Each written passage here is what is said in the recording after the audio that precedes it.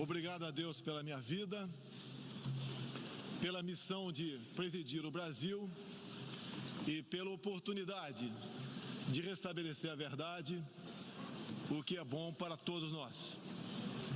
Senhor Presidente da Assembleia Geral, Tirani Mohamed Bandi, Senhor Secretário-Geral da ONU, Antônio Guterres, chefes de Estado, de governo e de delegação, senhoras e senhores, apresento aos senhores um novo Brasil que ressurge depois de estar à beira do socialismo. Um Brasil que está sendo reconstruído a partir dos anseios e dos ideais de seu povo. No meu governo, o Brasil vem trabalhando para reconquistar a confiança do mundo, diminuindo o desemprego, a violência e o risco para os negócios, por meio da desburocratização, da desregulamentação e, em especial, pelo exemplo. Meu país esteve muito próximo do socialismo, o que nos colocou numa situação de corrupção generalizada, grave recessão econômica, altas taxas de criminalidade e de ataques ininterruptos aos valores familiares e religiosos que formam nossas tradições. Em 2013, um acordo entre o governo petista e a ditadura cubana trouxe ao Brasil 10 mil médicos sem nenhuma comprovação profissional. Foram impedidos de trazer cônjuges e filhos. Tiveram 75% de seus salários confiscados pelo regime e foram impedidos de usufruir de direitos fundamentais como de ir e vir. Um verdadeiro trabalho escravo, acreditem. Respaldado por entidades de direitos humanos do Brasil e da ONU. Antes mesmo de eu assumir o governo, quase 90% deles deixaram o Brasil, por ação unilateral do regime cubano.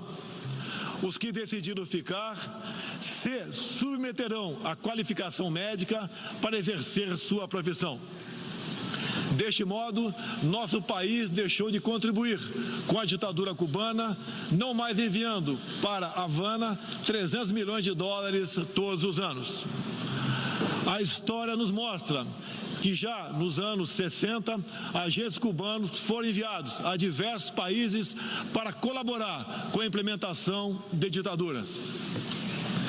Há poucas décadas, tentaram mudar o regime brasileiro e de outros países da América Latina. Foram derrotados. Civis e militares brasileiros foram mortos e outros tantos tiveram suas reputações destruídas, mas vencemos aquela guerra e resguardamos nossa liberdade. Na Venezuela, esses agentes do regime cubano, levados por Hugo Chávez, também chegaram e hoje são aproximadamente 60 mil que controlam e interferem em todas as áreas da sociedade local, principalmente na inteligência e na defesa. A Venezuela, outrora um país pujante e democrático, hoje experimenta a crueldade do socialismo. O socialismo está dando certo na Venezuela. Todos estão pobres e sem liberdade.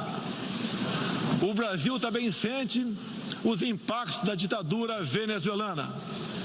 Dos mais de 4 milhões que fugiram do país, uma parte migrou para o Brasil, fugindo da fome e da violência. Temos feito a nossa parte para ajudá-los através da Operação Acolhida, realizada pelo Exército Brasileiro e elogiada mundialmente. Trabalhamos com outros países, entre eles os Estados Unidos, para que a democracia seja restabelecida na Venezuela, mas também nos empenhamos duramente para que outros países da América do Sul não experimentem esse nefasto regime. O Foro de São Paulo, organização criminosa, criada em 90 por Fidel Castro, Lula e Chávez, para difundir e implementar o socialismo na América Latina, ainda continua vivo e tem que ser combatido. Senhoras e senhores, em busca de prosperidade, estamos adotando políticas que nos aproximem de países outros que se desenvolveram e consolidaram suas democracias. Não pode haver liberdade política sem que haja também liberdade econômica. E vice-versa. O livre mercado, as concessões e as privatizações já se fazem presentes hoje no Brasil. A economia está reagindo ao romper vícios e amarras de quase 2 décadas de irresponsabilidade fiscal, aparelhamento do Estado e corrupção generalizada. A abertura, a gestão competente e os ganhos de produtividade são objetivos imediatos do nosso governo. Estamos abrindo a economia e nos integrando às cadeias globais de valor. Em apenas 8 meses, concluímos os 2 maiores acordos comerciais da história do país, aqueles firmados entre o Mercosul e a União Europeia, e entre o Mercosul e a Área Europeia de Livre Comércio, o EFTA. Pretendemos seguir adiante com vários outros acordos nos próximos meses. Estamos prontos também para iniciar nosso processo de adesão à Organização para a Cooperação de Desenvolvimento Econômico, OCDE. Já estamos adiantados, adotando as práticas mundiais mais elevadas em todos os terrenos, desde a regulação financeira até a proteção ambiental. Senhorita Izani Calapalo, indígena aqui presente do Brasil, agora vamos falar de Amazônia. Em primeiro lugar, meu governo tem o compromisso solene com a preservação do meio ambiente e do desenvolvimento sustentável em benefício do Brasil. O Brasil é um dos países mais ricos em biodiversidade e riquezas minerais. Nossa Amazônia é maior que toda a Europa Ocidental e permanece praticamente intocada. Prova de que somos um dos países que mais protege o meio ambiente. Nessa época do ano, o clima seco e os ventos favorecem queimadas espontâneas e também as criminosas. Vale ressaltar que existem queimadas praticadas por índios e populações locais, como parte de sua respectiva cultura e forma de sobrevivência. Problemas qualquer país os tem. Contudo, os ataques sensacionalistas que sofremos por grande parte da mídia internacional, devido aos focos de incêndio na Amazônia, despertaram nosso sentimento patriótico. É uma falácia dizer que a Amazônia é patrimônio da humanidade e um equívoco, como atestam os cientistas, afirmar que a Amazônia, a nossa floresta, é o pulmão do mundo. Valendo-se dessas falácias, um ou outro país, em vez de ajudar, embarcou nas mentiras da mídia e se portou de forma desrespeitosa com espírito colonialista. Questionaram aquilo que nos é mais sagrado, a nossa soberania. Um deles, por ocasião do encontro do G7, ousou sugerir aplicar sanções ao Brasil sem sequer nos ouvir. Agradeço àqueles que não aceitaram levar adiante essa absurda proposta. Em especial, o presidente Donald Trump, que bem sintetizou o espírito que deve reinar entre os países da ONU. Respeito à liberdade e à soberania de cada um de nós. Hoje, 14% do território brasileiro está demarcado como terra indígena, mas é preciso entender que nossos nativos são seres humanos, exatamente como qualquer um de nós. Eles querem e merecem usufruir dos mesmos direitos de que todos nós. Quero deixar claro, o Brasil não vai aumentar para 20% sua área já demarcada como terra indígena, como alguns chefes de Estado gostariam que acontecesse. Existe no Brasil 225 povos indígenas, além de referências de 70 tribos vivendo em locais isolados. Cada povo ou tribo, com seu cacique, sua cultura, suas tradições, seus costumes e, principalmente, sua forma de ver o mundo. A visão de um líder indígena não representa a de todos os índios brasileiros. Muitas vezes, alguns desses líderes, como o cacique Raoni, são usados como peça de manobra por governos estrangeiros na sua guerra informacional para avançar seus interesses na Amazônia. Infelizmente, algumas pessoas de dentro e de fora do Brasil, apoiadas por ONGs, teimam em tratar e manter nossos índios como verdadeiros homens das cavernas. O Brasil agora tem um presidente que se preocupa com aqueles que lá estavam antes da chegada dos portugueses em Minas.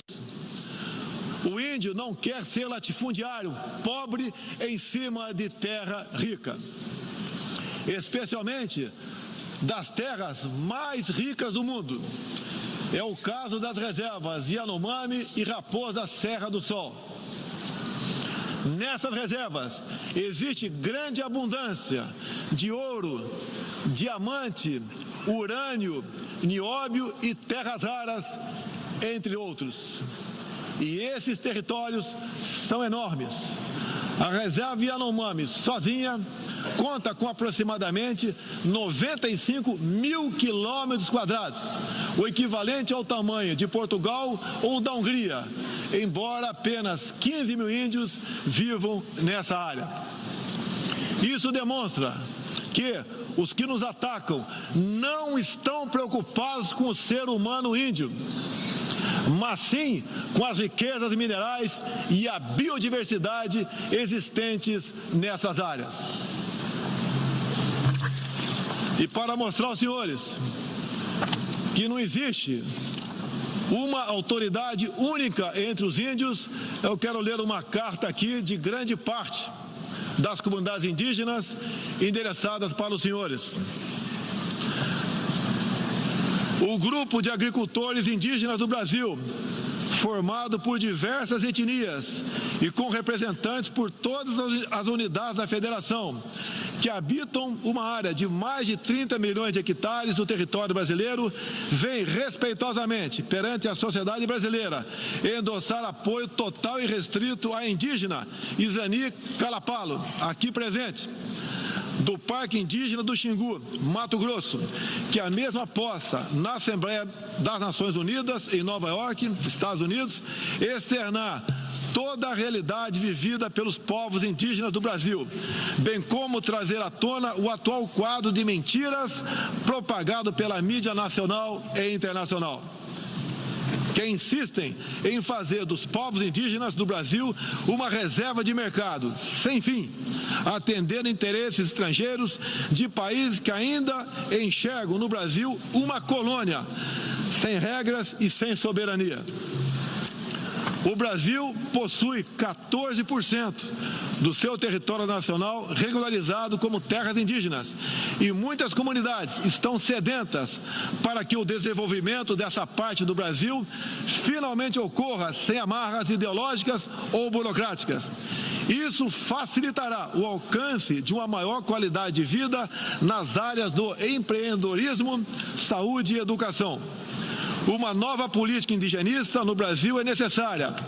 O tempo urge. Medidas arrojadas podem e devem ser incentivadas na busca pela autonomia econômica dos indígenas. Certamente que, se um conjunto de decisões vier nesse sentido, poderemos vislumbrar um novo modelo para a questão indígena brasileira. Um novo tempo para as comunidades indígenas é fundamental. A situação de extrema pobreza em que se encontram, sobrevivendo tão somente do Bolsa Família e de cestas básicas, nunca representou dignidade e desenvolvimento. O ambientalismo radical e o indigenismo ultrapassado e fora de sintonia com o que querem os povos indígenas, representa o atraso, a marginalização e a completa ausência de cidadania. A realidade ora posta impõe que o mundo, na arena da Assembleia das Nações Unidas, possa conhecer nossos desejos e aspirações na voz da indígena Izani Kalapalo, que transmitirá o real quadro do meio ambiente e das comunidades indígenas brasileiras. Portanto, Izani Kalapalo goza de confiança e do prestígio da liderança indígena interessada em desenvolvimento, empoderamento e protagonismo, estando apta para representar as etnias relacionadas anexas, que são 52. Acabou o monopólio do senhor Raoni. A Organização das Nações Unidas teve papel fundamental na superação do colonialismo e não pode aceitar que essa mentalidade regresse a essas salas e corredores sob qualquer pretexto. Não podemos esquecer que o mundo necessita ser alimentado. A França e a Alemanha, por exemplo, usam mais de 50% de seus territórios para a agricultura. Já o Brasil usa apenas 8% de terras para a produção de alimentos. 61% do nosso território é preservado. Nossa política é de tolerância zero para com a criminalidade, aí incluídos os crimes ambientais. Quero reafirmar minha posição de que qualquer iniciativa de ajuda ou apoio à preservação da floresta amazônica ou de outros biomas deve ser tratado em pleno respeito à soberania brasileira. Também rechaçamos as tentativas de instrumentalizar a questão ambiental ou a política indigenista em prol de interesses políticos e econômicos externos, em especial os disfarçados de boas intenções. Estamos prontos para, em parcerias e agregando valor, aproveitar de forma sustentável todo o nosso potencial. O Brasil reafirma seu compromisso intransigente com os mais altos padrões de direitos humanos, com a defesa da democracia e da liberdade de expressão religiosa e de imprensa. É um compromisso que caminha junto com o combate à corrupção e à criminalidade, demandas urgentes da sociedade brasileira. Seguiremos contribuindo dentro e fora das Nações Unidas para a construção de um mundo onde não haja impunidade, esconderijo ou abrigo para criminosos e corruptos. Em meu governo, o terrorista Cesare Battisti fugiu do Brasil, foi preso na Bolívia e extraditado para a Itália. Outros 3 terroristas paraguaios e um chileno que viviam no Brasil como refugiados políticos também foram devolvidos aos seus respectivos países. Terroristas, sob disfarce de perseguidos políticos, não mais encontrarão refúgio no Brasil. Há pouco, presidentes socialistas que me antecederam desviaram centenas de bilhões de dólares, comprando parte da mídia e parte do parlamento. Tudo por um projeto de poder absoluto. Foram julgados e punidos graças ao patriotismo, perseverança e coragem de um juiz que é símbolo no meu país, o doutor Sérgio Moro, nosso atual ministro da Justiça e Segurança Pública. Esses presidentes também transferiram boa parte desses recursos para outros países, com a finalidade de promover e implementar projetos semelhantes em toda a região. Essa fonte de recursos secou Esses mesmos governantes vinham aqui todos os anos e faziam descompromissados discursos com temas que nunca atenderam aos reais interesses do Brasil, nem contribuíram para a estabilidade mundial. Mesmo assim, eram aplaudidos. Em meu país, tínhamos que fazer algo a respeito dos quase 70 mil homicídios e dos incontáveis crimes violentos que anualmente massacravam a população brasileira. A vida é o mais básico dos direitos humanos. Nossos policiais militares eram o alvo preferencial do crime. Só em 2017, cerca de 400 policiais militares foram cruelmente assassinados. Isso está mudando. Medidas foram tomadas e conseguimos reduzir em mais de 20% o número de homicídios nos 6 primeiros meses do meu governo. As apreensões de cocaína e outras drogas atingiram níveis recorde. Hoje o Brasil está mais seguro e ainda mais hospitaleiro. Acabamos de estender a isenção de vistos para países como Estados Unidos, Japão, Austrália e Canadá.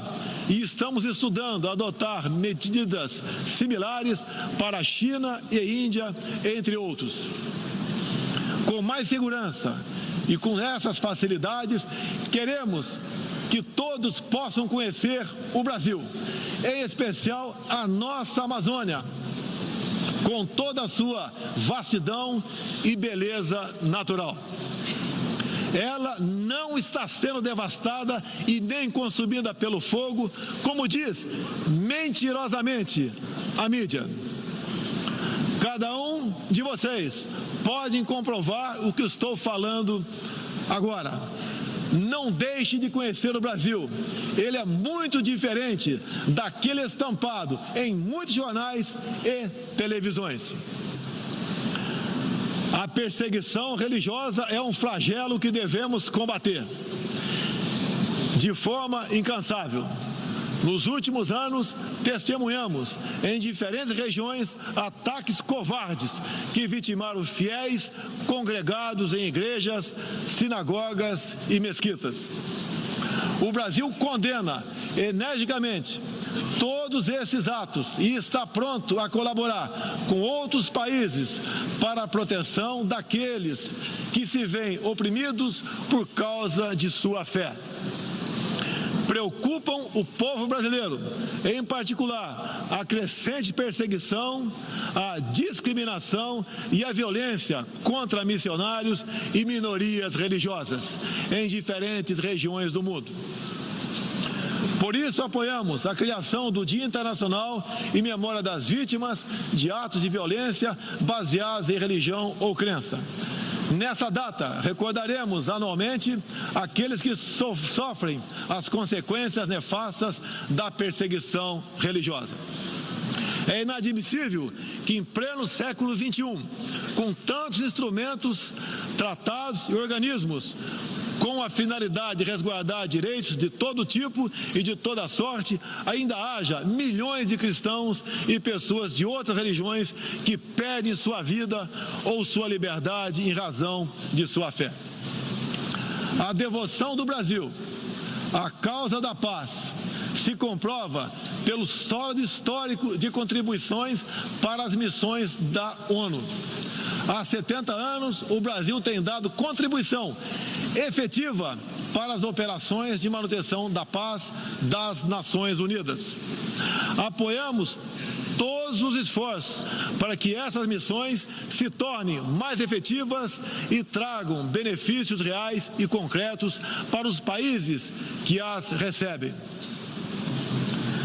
Nas circunstâncias mais variadas, no Haiti, no Líbano, na República Democrática do Congo, os contingentes brasileiros são reconhecidos pela qualidade de seu trabalho e pelo respeito à população, aos direitos humanos e aos princípios que norteiam as operações de manutenção de paz. Reafirmo nossa disposição de manter contribuição concreta às missões da ONU, inclusive no que diz respeito ao treinamento e à capacitação de tropas, área em que temos reconhecida experiência.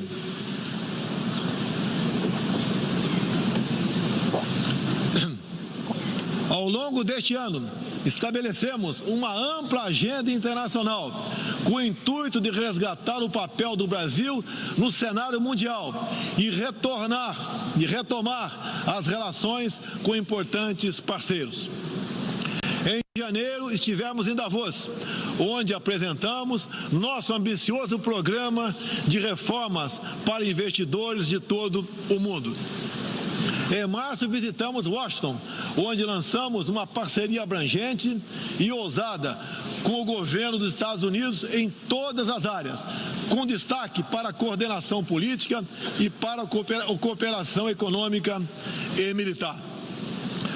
Ainda em março, estivemos no Chile, onde foi lançado o ProSul, importante iniciativa para garantir que a América do Sul se consolide como um espaço de democracia e de liberdade. Na sequência, visitamos Israel, onde identificamos inúmeras oportunidades de cooperação, em especial na área de tecnologia e segurança. Agradeço a Israel o apoio no combate aos recentes desastres ocorridos em meu país. Visitamos também um de nossos grandes parceiros no Cone Sul, a Argentina, com o presidente Maurício Macri e nossos sócios do Uruguai e do Paraguai, afastamos do Mercosul a ideologia e conquistamos importantes vitórias comerciais, ao concluir negociações que já se arrastavam por décadas. Ainda este ano, visitaremos importantes parceiros asiáticos, tanto no Extremo Oriente quanto no Oriente Médio. Essas visitas reforçarão a amizade e o aprofundamento das relações com Japão, China, Arábia Saudita, Emirados Árabes e Catar. Pretendemos seguir o mesmo caminho com todo o mundo árabe e a Ásia. Também estamos ansiosos para visitar nossos parceiros e amigos na África, na Oceania e na Europa. Como os senhores podem ver, o Brasil é um país aberto ao mundo em busca de parcerias com todos os que tenham interesse em trabalhar pela prosperidade, pela paz e pela liberdade. Senhoras e senhores, o Brasil que represento é um país que está se reerguendo, revigorando parcerias e reconquistando sua confiança política e econômica. Estamos preparados para assumir as responsabilidades que nos cabem no sistema internacional. Durante as últimas décadas, nos deixamos seduzir, sem perceber, por sistemas ideológicos de pensamento que não buscavam a verdade, mas o poder absoluto. A ideologia se instalou no terreno da cultura, da educação e da mídia, dominando meios de comunicação, universidades e escolas. A ideologia invadiu nossos lares para investir contra a célula máter de qualquer sociedade saudável, a família. Tento ainda destruir a inocência de nossas crianças, pervertendo até mesmo a identidade mais básica e elementar, a biológica. O politicamente correto passou a dominar o debate público para expulsar a racionalidade e substituí-la pela manipulação, pela repetição de clichês e pelas palavras de ordem. A ideologia invadiu a própria alma humana, para dela expulsar Deus e a dignidade com que Ele nos revestiu. E, com esses métodos, essa ideologia sempre deixou um rastro de morte, ignorância e miséria por onde passou. Sou prova viva disso. Fui covardemente esfaqueado por um militante de esquerda e só sobrevivi por um milagre de Deus. Mais uma vez, agradeço a Deus pela minha vida. A ONU pode ajudar a derrotar o ambiente materialista e ideológico, que compromete alguns princípios básicos da dignidade humana. Essa organização foi criada para promover a paz entre nações soberanas e o progresso social com liberdade, conforme o preâmbulo de sua carta. Nas questões do clima, da democracia, dos direitos humanos, da igualdade de direitos e deveres entre homens e mulheres, e em tantas outras, tudo o que precisamos é isso: contemplar a verdade seguindo João 8,32. E conhecereis a verdade, e a verdade vos libertará. Todos os nossos instrumentos, nacionais e internacionais, devem estar direcionados, em última instância, para esse objetivo.